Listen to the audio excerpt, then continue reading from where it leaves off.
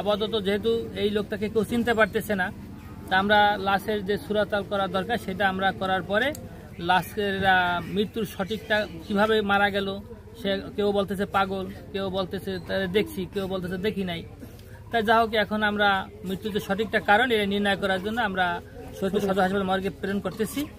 শরীয়তপুরের সখীপুর এলাকায় ৩০ বছর বয়সী এক অজ্ঞাত যুবকের মরদেহ উদ্ধার করেছে থানা পুলিশ।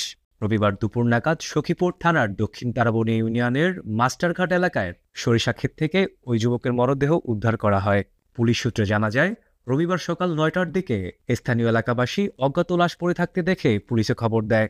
পরে পুলিশ লাশ উদ্ধার করে ময়নাতদন্তের জন্য শরীয়তপুর সদর হাসপাতালের মর্গে পাঠায়।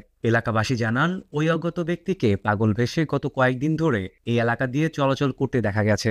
সখীপুর থানার ভারপ্রাপ্ত কর্মকর্তা ওসি ওবায়দুল হক জানান, সকাল ৯:৩০টার দিকে দক্ষিণ তারাবনিয়া এলাকা থেকে এক অজ্ঞাত যুবকের লাশ উদ্ধার করে শরীয়তপুর সদর হাসপাতালের মর্গে পাঠানো হয়েছে। এ ব্যাপারে থানায় অপমৃত্যুর একটি মামলা দায়ের করা হবে, তবে লাশের পরিচয় এখনো মেলেনি।